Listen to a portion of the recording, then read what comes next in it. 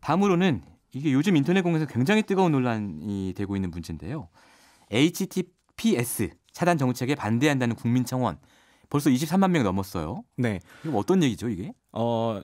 보통 인터넷창에서 HTTP 또는 HTTPS 이 두 가지를 많이 보셨을 텐데 사실 좀 낯서실 거예요. 기술 용어로는 서버 네임 인디케이션 필드라고 해서요. SNI 필드 차단이라는 용어인데요.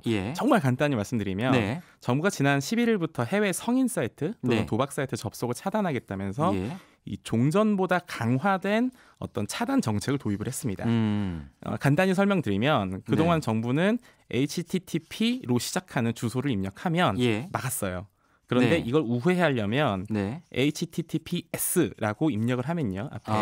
그럼 우회해서 차단된 사이트를 접근할 수가 있었거든요. 뒤에는 다 똑같은데 앞에만 이렇게 바꾸면 차단 그렇습니다. 사이트에 접속할 수 있었다. 보안 접속이라고 해서 그 주소가 어느 주소로 가느냐라는 거를 이제 숨기는 기능인데 이 방법도 이 우회로도 막겠다라는 겁니다. 그런데 이것이 이제 사실상 국가가 인터넷 검열에 적극적으로 나선 것 아니냐 이런 비판도 나오고 있고 정부 측에서는 이 기술은 단지 이 우회 접근만 막기 위한 용도이지 절대 뭐 감청이나 감시의 확대가 아니다 이렇게 주장을 하고 있고요. 다만 지금 청와대 국민청원에 이 정책에 반대하는 청원이 올라왔는데 제가 오늘 아침에 확인해 보니까 23만 5천 명 이 청원에 찬성을 했더라고요. 그랬군요. 지난 주말에는 서울 도심에서 서울역 광장에서 50여 명이 모여서 반대 집회도 열렸고요. 이 소식을 저희가 좀 전문가 연결해서 자세하게 좀 알아보겠습니다. 김승주 고려대 정보보호대학원 교수 연결돼 있는데요. 교수님 안녕하세요. 네, 안녕하십니까? 네, 앞서 지금 저희 브리핑에서 짚은 것처럼 이게 논란이 계속되고 있어요. 네네. 이게 HTTPS 이거를 차단한다는 건데 또 SNI 필드 차단 방식은 또 뭐고 이런 문제를 좀 가급적이면 쉽게 좀 설명 좀 부탁드려도 될까요? 이게 사실은 뭐 많은 기자분들이 물어오셔서 제가 그냥 제 블로그에 써서 인터넷에 올려놨습니다. 네, 저도 봤습니다만. 자세한 건 그냥 그걸 보시면 되고 여기서 시간 관계상 아주 간단히 비유해서 말씀드리면 우리가 일반적으로 전화를 걸 때는 세 단계의 절차를 거칩니다. 먼저 전화번호부에서 내가 연락할 사람 전화번호를 검색해서 번호를 입력을 하죠. 그렇죠. 그럼 두 번째는 그 교환원이 그 전화를 연결해 줍니다. 그럼 세 번째 이제 실제 그 사람하고 통화를 하게 되는 거죠. 일반적으로 과거부터 지금까지 정부가 해오던 방식은 1번 과정, 즉 전화번호부를 검색하는 데 있어서 그 해당 전화번호를 아예 그냥 삭제해버리는 겁니다. 그 유해 사이트를? 그렇죠. 그러면 전화번호부에 없으니까 검색 자체가 안 되겠죠. 연락처를 모르겠죠. 또는 교환원이 직접 전화를 연결하는 순간 그때 이게 어떤 사람한테 연결이 되느냐를 파악해서 차단하는 겁니다. 이게 이제 기존에 해왔던 방식이고요. 이렇게 해서 차단을 하다 보니까 이제 네티즌들이 이걸 우회하는 방법을 생각하기 시작했습니다. 이게 이제 HTTPS라고 하는 거고요. 여기서 S는 secure, 그러니까 안전하다라는 걸 뜻하는 겁니다. secure의 약자군요. 이것은 이제 암호화 기술을 이용해서 그러니까 두 번째 단계, 즉 교환원이 어디다가 자기가 번호를 연결하는지를 모르게 감추겠다는 겁니다. 교환원이 모르니까 차단하고 싶어도 못하는 거네요. 그렇죠. 그래서 정부가 이번에 새로 내놓은 것이 HTTPS 암호화를 무력화시키는 기술, 또 다른 말로는 SNI 필터링 기술이라고 얘기하는 겁니다. 이게 같은 얘기군요. 그러니까 이건 어떻게 하는 거예요? 교환원이 그럼 알 수 있게끔 하는 거예요?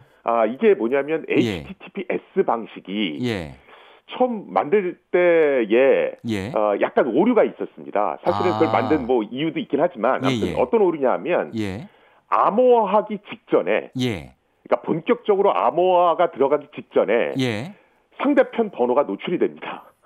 그래요? 이게 일종의 오류 허점이라고 볼 수가 있고요. 그걸 이제 사실 이 허점은 이미 많이 알려진 거거든요. 그래서 이 허점을 이용해서 차단하겠다는 게 SNI 필터링이고요. 그런 거군요. 사실은 이 허점을 패치하기 위한 업데이트도 이미 나와 있습니다. 그래요? 그런데 이게 널리 보급될 때까지는 시간이 좀 걸리기 때문에 당분간은 효과가 있을 걸로 보여집니다. 그런 얘기군요. 이 전화 교환수에 비유해서 설명해 주시니까 저희가 참 쉽게 알아들을 수 있었고요. 그런데 이걸 두고 처음에 이제 논란이 뜨거웠던 이유 중에 하나가 이게 이른바 패킷 감청, 그러니까 인터넷을 통해 오가는 모든 정보를 중간에서 실시간으로 가로채는 그런 감청이다. 네네. 그래서 이제 정부가 내가 인터넷 접속을 하는 모든 내용을 다 들여다본다. 네. 이런 주장이 나오면서 사실은 굉장히 논란이 뜨거워진 거거든요. 네네. 이 부분은 어떻습니까? 사실입니까? 아닙니까? 일단은 제가 보기에는 사실은 아닌 것 같고요. 아, 사실은 아니군요. 일단은 논란이 되고 있는 3가지 정도 되는 걸 제가 정리를 해보면 우리가 흔히 말하는 패킷 도감청이라고 그러는 건 아까 제가 전화를 거는 3단계를 말씀드렸지 않습니까?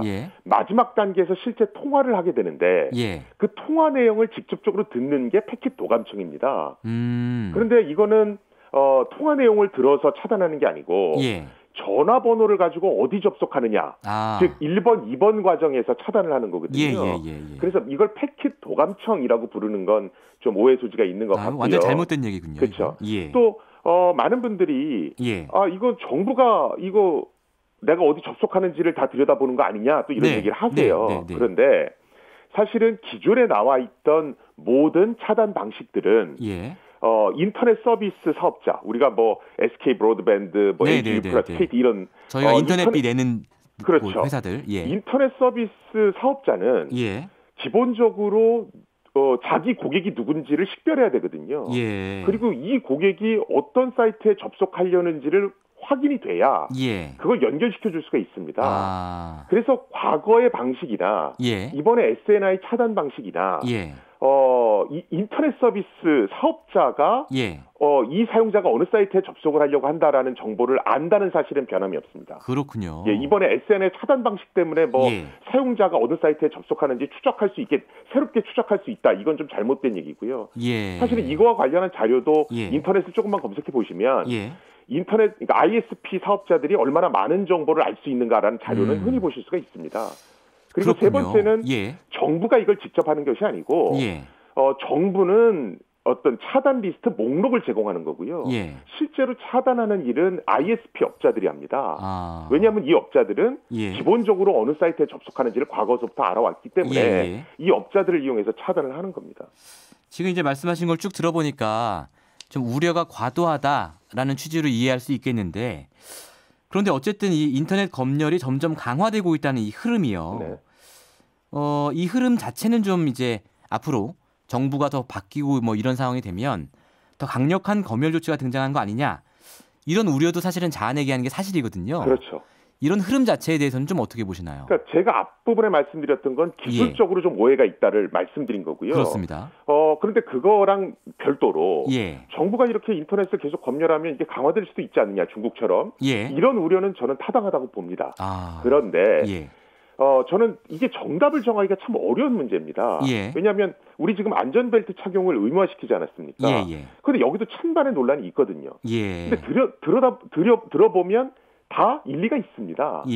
저는 인터넷 차단도 마찬가지인 것 같습니다. 왜냐하면 인터넷은 자율 공간이니까 그냥 자유롭게 놔두십시오 라고 하는 것도 인터넷 기본 정신에 비유해보면 맞는 거고요.